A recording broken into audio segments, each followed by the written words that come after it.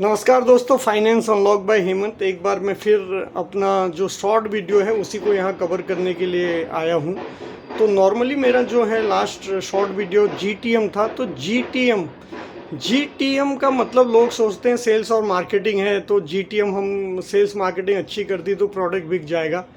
तो दोस्तों ऐसा बिल्कुल नहीं है। जीटीएम का मतलब होता है कि जो आप प्रोडक्ट लॉन्च किया है, पायलट कर रहे हो, ठीक है। पहले होता है पायलट मतलब आपका जो होता है सरवाइव, जिसको हम बोलते हैं, उसको आप मार्केट में ले जाके कहाँ बेच रहे हो, कौन सा कस्टमर है, कौन सी उसकी प्राइसिंग है, कौन सा जियो है, ठीक है, कौन सा चैनल सेल्स स्ट्रैटेजी है जिसके थ्रू आप इसको बेचने वाले हो, क्या आपको प्रॉफिट होने वाला है, क्या आपका कंप्लाइंस वगैरह सब कुछ ठीक है, क्या आपका उसके लिए कलेक्शन और रिस्क का मॉडल पहले तैयार है। तो यही एक जीटीएम स्ट्रैटेजी होती है कि अपने प्रोडक्ट को ले जाके मार्केट में प्लेस करना, प्लेस करके रिटर्न कमाना, ठीक है। कोई सेल्स मार्केटिंग नहीं होती। अगर सेल्स मार्केटिंग होता मैं 4 बैनर लगा देता, 4 होल्डिंग लगा, टीवी में ऐड दे देता तो बोलता यार मेरा तो हो गया है।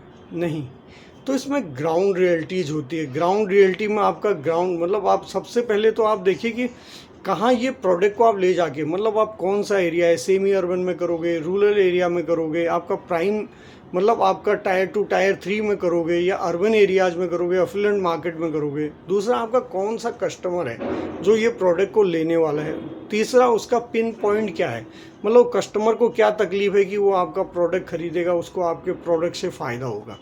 तो ये सब चीज़ें देखनी ज़रूरी होती हैं। उसके बाद आपके प्रोडक्ट में रिस्क क्या है। रिस्क मतलब कि कस्टमर तो आपने ढूंढ लिया, उसके बाद आपने प्राइसिंग भी कर ली। प्राइसिंग मतलब आपका जो आपका रेट ऑफ इंटरेस्ट वगैरह उसमें आपका मैच वैच हो जाएगा, सेल हो गया। बट उसके बाद रिस्क में आपका देखा कि यार आदमी कस्टमर भर ही नहीं रहा है, ठीक है। तो जियो लिमिट, मेरा प्राइसिंग पे आते हैं हम लोग। तो मेरा कॉस्ट ऑफ फंड क्या है, मुझे यील्ड क्या मिलने वाला है, ठीक है, कि मैंने कहाँ से पैसा उठाया। अब मेरा यहाँ पे कैग का कंट्रोल, कैग जिसे बोलते हैं, कैग क्या होता है, जैसे चैनल स्ट्रैटेजी और मार्केटिंग का जो बजट होता है उसे कैग कहते हैं, और सेल्स का सैलरी वैलरी, तो वही ज़्यादा हो गया तो मेरा प्रॉफिट बन ही नहीं रहा है। तो नॉर्मली क्या होता है ना, जीटीएम मतलब लाउडली फेल नहीं होता है, ये साइलेंट किलर है, साइलेंट ब्लीड होगा। धीरे धीरे धीरे आपको पता ही नहीं चला आपका जीटीएम खत्म हो गया, आपका प्रोडक्ट मार्केट में चल ही नहीं रहा है, ठीक है। तो तीसरा उसमें जियो लिमिट, जियो देखा जाता है कि कौन से जियो में, मतलब आप गए वहाँ पे, आपकी प्रॉपर्टी, आपने टाइटल वाइटल कैसा है, प्रॉपर्टी से लिक्विडिटी है नहीं है, लीगल वीगल हम इस पर सर्विसी वगैरह कर पाएंगे, ये सब कुछ आपको वहाँ पे देखना है। फिर आपका सेल्स फोर्स क्या है, आपका सेल्स आप ब्रांच मॉडल में जाने वाले हैं या हब एंड सेल्स मॉडल से जाने वाले हैं। ब्रांच वाले की प्रोडक्टिविटी क्या है, कैसे कंट्रोल होगा।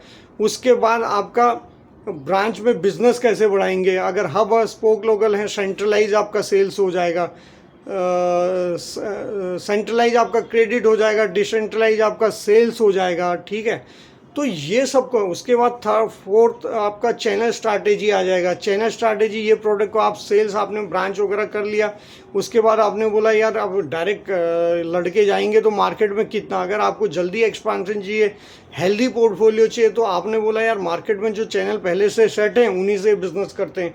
तो चैनल स्ट्रैटेजी है, चैनल स्ट्रैटेजी B2B है, B2C है। B2B में अगर आप करोगे तो आपको जो सेट DSAs हैं, BCs पार्टनर हैं, आपके मंडीज़ हैं, CA कनेक्टर वगैरह हैं, इनको आप इम्पैनल करना पड़ेगा। इम्पैनल का प्रोसेस लेंदी मत कीजिए, बहुत शॉर्ट कीजिए। KYC बैंकिंग और उसका एक 1 पेजर एग्रीमेंट ले लीजिए।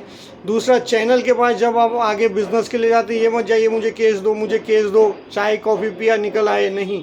आप कस्टमर पार्टनर को बताइए कि तू इस बिज़नेस से कैसे आगे बढ़ सकता है, तेरी बैलेंस शीट कैसे आगे बढ़ सकती है, और ये बिज़नेस बेचने से तुम्हें क्या फ़ायदा होगा, और आपका एडिशनल बिजनेस कैसे आएगा। प्लस आपके प्रोडक्ट की कोर जो कम्पिटिटिव हैं, एडवांटेज हैं, वो भी आप बताइए कि मैं ये करोगे इससे आपकी बैलेंस शीट बनेगी, इससे आपका कस्टमर फॉलो बना, आपका कस्टमर, आप मल्टी चीज़ें उसको बेच सकते हो।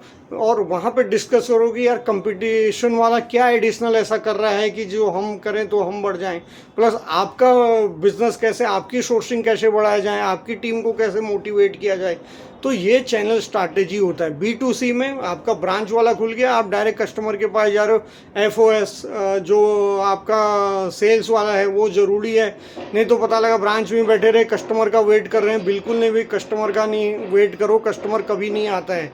तो आपको ब्रांच में जाके local mandis, local areas, local industrial belts वगैरह उससे टाई अप करना पड़ेगा, लोकल शॉप में जाना पड़ेगा, वहाँ से आपको बिजनेस गैदर करना पड़ेगा।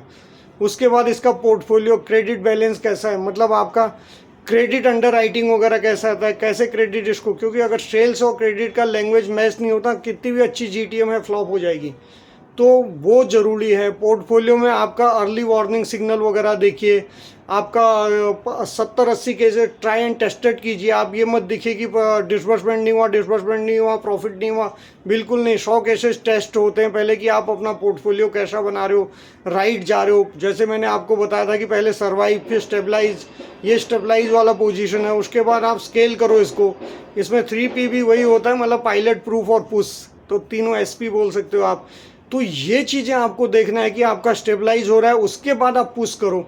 एक बार आपको लग रहा है पोर्टफोलियो भी अच्छा बन रहा है, कस्टमर भी अच्छा आ रहा है, यील्ड भी मिल रही है, आप स्केल करो। बहुत सारे लोग GTM में एक गलती कर देते हैं कि मल्टी लोकेशन चालू कर देंगे, मल्टी ब्रांच खोल देंगे, मैन पावर ज़्यादा ले रहे हैं, सीनियर पहले हायर कर लेते हैं। बिल्कुल नहीं, आपको सबसे पहले GTM में आपका सेल्स फोर्स सेलेक्टिव होना चाहिए, ग्राउंड की अंडरस्टैंडिंग होनी चाहिए। ग्राउंड में 1 या 2 ब्रांच से चालू कीजिए। जैसे मैंने बोला कि पहले सर्वाइव कीजिए कि आपका ब्रेक इवन हो रहा है नहीं हो रहा है, उसके बाद आप इसको एक्सपांसन कीजिए। तो थैंक यू फॉर वॉचिंग। हरे कृष्णा। और कमेंट और सब्सक्राइब कीजिए और मेल कीजिए अगर आपको एडिशनल चाहिए, क्योंकि एक वीडियो में इतना कवर नहीं कर सकते हैं। Thank you one more time.